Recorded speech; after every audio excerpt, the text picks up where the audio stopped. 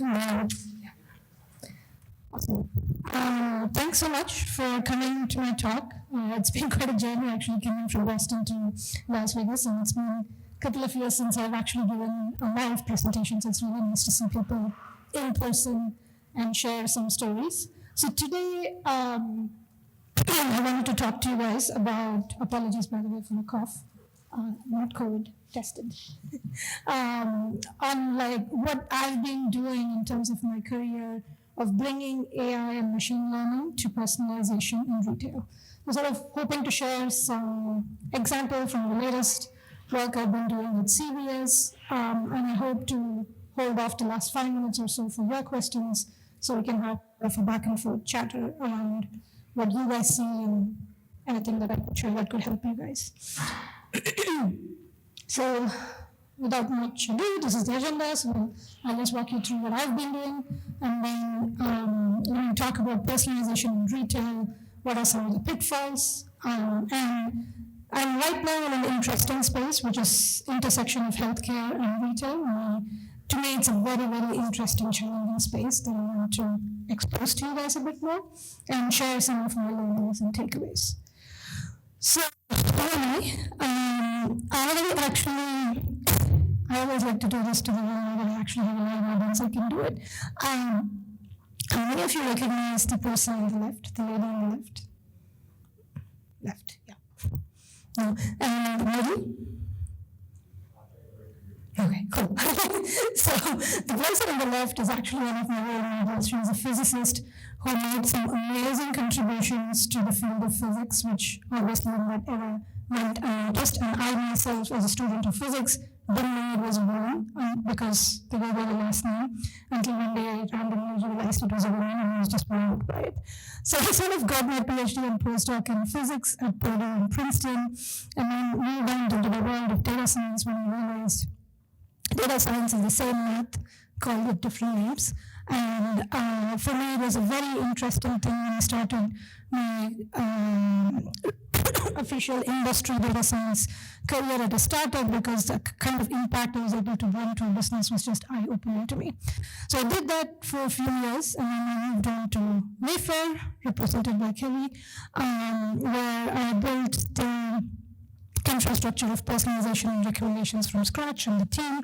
And then now I'm at CVS within the retail pharmacy consumer analytics vertical. So to me, it's a very interesting transition. The reason why I got interested in CVS is it's retail, but not retail. And if you are like me, I think like the core retail, when you talk about personalization, it's about recommendation, giving you very personalized recommendations, talking about, when we talk about AI, like in Wayfair, we did a lot of virtual reality, really helping people shop for their furniture without having to step into a showroom. Stitch Fix is another classic example, which used really great combination of machine learning and human in the loop to derive like the style recommendations. And style is a very, very interesting phenomenon, which I got too deep in Wayfair, where you can actually quantify style and you can do very interesting algorithms that recommend a style and personalize a style. And of course, you all know the power that, especially in the last few years of pandemic, machine learning and optimization that has brought for like groceries and supply chain optimization, etc. So you might be wondering, okay, all that makes sense, but what do you mean by personalization in retail pharmacy? Like, when I had the same question for my then CAO, my boss who hired me, was like, what do you mean by retail pharmacy personalization? It's not like I'm going to be recommending medications. So what we are doing here is trying to move away from this role of a neighborhood prescription filler to more of a healthcare partner, which, as you can imagine, with the Aetna merger, is the central theme for CVS Aetna, right? And what we're really trying to do when we say retail pharmacy personalization is really trying to meet the patient or the customer where they are in a journey that they have in their medication history and reach out to them with the right experience. So how can we recommend? CVS has these what we internally call as programs. You can think of them as offers that help people really manage their prescriptions, right? So how do I recommend the right experience? How do I do it in the right channel? Because there are differing timelines of experience when it comes to medication and health. So there is this realm where a person, you need to remind them to come and pick up their meds. There's a realm where we are counseling them on the side effects of their meds. So they all have, if you think about that as a time series, they all have very different time periods, right? So it's really about how then I need to know exactly where in the journey should I be talking about what and on which channel, right? So for a reminder to pick up your meds, probably a text will work because I'm just trying to get your attention and say, hey, it's ready, pick it up on your way back home or something like that. Whereas when I'm talking about counseling, I need to catch their attention when they're in that more peaceful mode and not in a hurry where they can actually listen to the counseling that the pharmacist is trying to give. So, as you might expect, machine learning and AI can really help drive this and nail this down, right? And I'll talk a little bit about the specific techniques we use. So going a little deeper into this realm of retail pharmacy and the specific challenges it has. So it has all the typical retail challenges and problems to be solved, right? Supply chain needs to be optimized. We do care about patient loyalty, right? There is a sense of CVS brand loyalty. We want the person to think of CVS as the central manager of medication and health. There is an element of product recommendation, which especially in the front store, which is not the place where you pick up, like where you pick up your milk and your consumables. There is, of course, product recommendations there. There's pricing. There's pricing in the Aetna side, front store side, also the retail side. So we use all machine learning to determine all of that. But it comes with its own nuances because pharmaceutical supply chain is not something that you have full freedom to optimize, right? There are some limitations. A classic example is when we worked on the COVID vaccine distribution, we were given from CDC, like day to day, what would be the quota, like how many vaccines, and we need to like optimize within those constraints, which ends up being a very complex mathematical problem, which is why it makes it interesting for me. And there are external drivers for behavior change that we are trying to achieve, right? So I want to make sure my customers or patients are on track with their meds. But there might be and I might be seeing a signal where they don't come up regularly to pick up, and I might be interpreting it as, oh, you're not on top of your health, you don't care about your health enough. So I might be like pummeling them with messages that talk about, you need to take care of your health, this pill will help you with this, right? But the driver would be something very different, which is insurance coverage, which has nothing to do with, they probably want to, but they have certain other limitations. So it's really all those nuances, and it makes the problem so much more complex. So the other aspect here is really how do we understand customer behavior, right? This is, again, just like how I talked about the different problems in retail pharmacy. The customer is also very different than your regular retail customer, right? There are lots of different types of customer. Like if you combine both the front store and retail pharmacy especially, you have your convenience shopper who picks up like some consumable that they're running out of when they come to pick up their pills. You have like very dedicated people who come to CVS for very specific things every month. Prescription patients who come for picking up but then have other vaccination needs.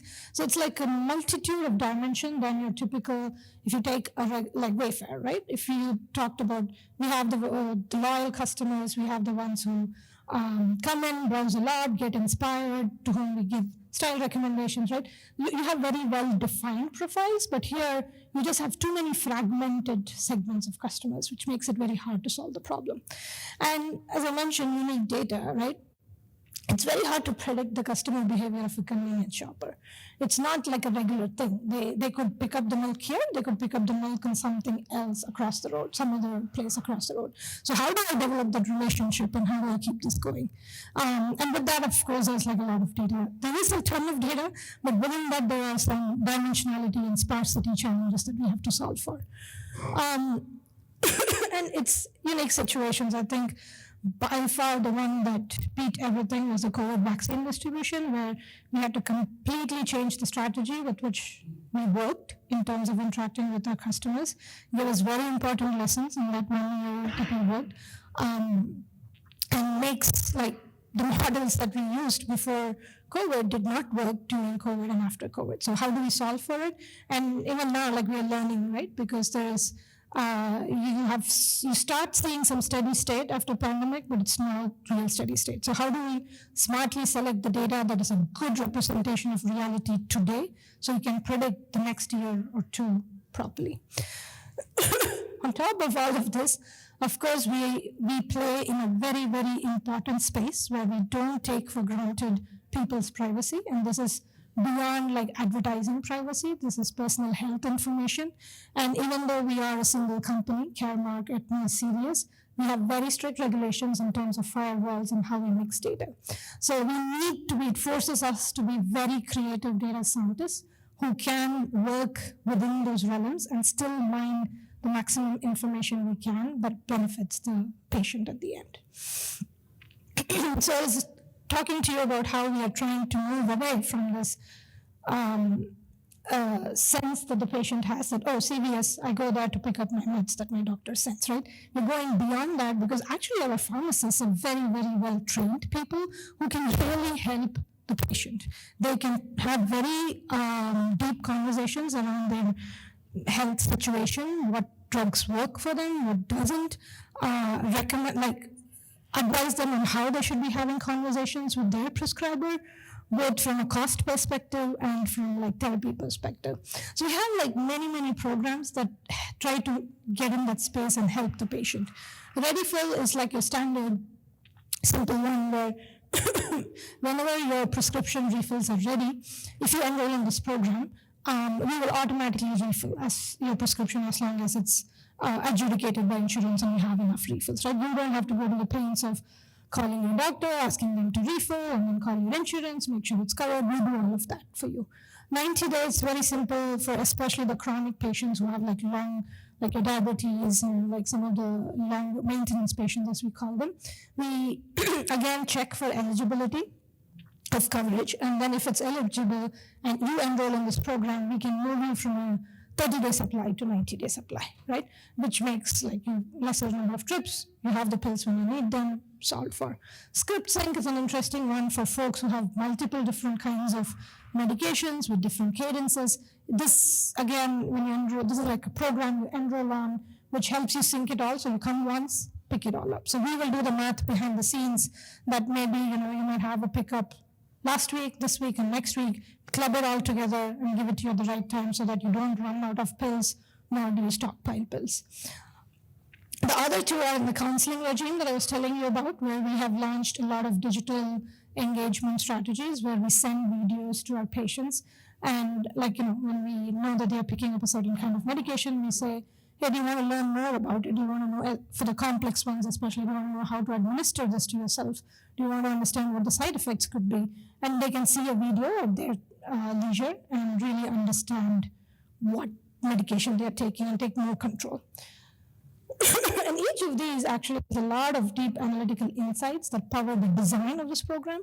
We constantly are in this path where we try to map out the patient journey and identify gaps driven by data and say, hey, here is a place where maybe there's an opportunity for a new program, right? And that comes from analytics and strategy put together.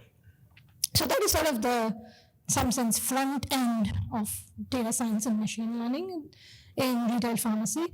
And as important as that is, of course, the bedrock, right, on which we build all of this, the platform. So we work very closely with our well-established data engineering teams and design out all the different layers, like the data layers, feature stores, the channel orchestration, the computation, all of that, the DevOps, right? So here is a snapshot of, at a high level, how it looks. So there's a data ingestion mode, then we have the layer features. Op ID is really the targeting logic, right? So there's a lot of math or algorithms that go behind who should be targeted for what programs and what time, as I was mentioning.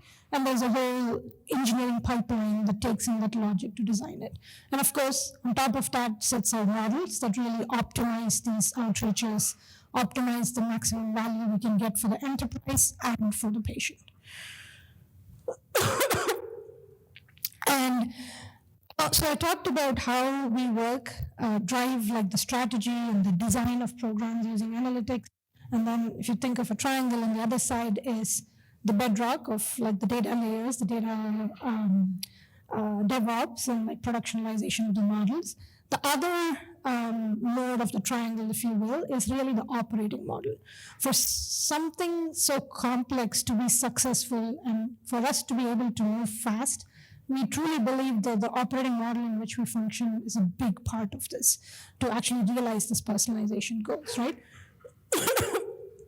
So what we have laid out here is really, so the models and then partnership with what we call pods. So this is a cross-functional embedded team of members from marketing, business, engineering, analytics, everybody who needs to create that product working seamlessly together, right? So these pods have a lead, they run the whole design from start to finish, they're responsible for launching these campaigns. So that model really helps us. We have moved away from that where analytics brings the insight, then influences business to do it, whereas, and like everybody together starting from the beginning, right?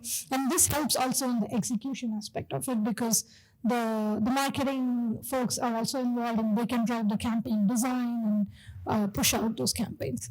So to me, like this is equally important to the other two nodes that I was mentioning, which is like the technology piece and like the insights piece driven by analytics. So this is a short timeline of like our personalization journey from idea to in market in less than 6 months, right? And this is thanks to the operating model that I just laid out. And the personalization journey at CVS actually started before I joined CVS in 2018 when they had the personalization lab. And we are now in a state where we are pushing out scaled experimentation framework. I'm going to rush through the last few because I want to make sure there's time for your questions. So here are a few example use cases that are enabled through personalization, right? Determine best clinical product to offer a patient given unique health needs. This is driven by analysis, right? We predict patients' propensity to accept an offer given an outreach, and then say, okay, these are the people who will react positively to this kind of a product. Determine the best channel. We've talked about this previously, so I'm not going in.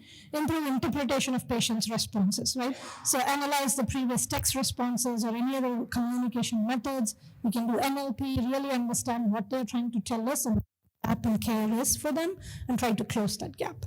And in addition to pharmacy, right, we really want to make sure they're embedded in that CVS ecosystem so that they can take advantage of everything the ecosystem has to offer. So understanding most relevant and efficient. Thank you. Go. All right. So with that, I'm happy to talk more outside the call, but these are some examples of how we do this. And yeah, so in terms of methods, uplift modeling, NLP,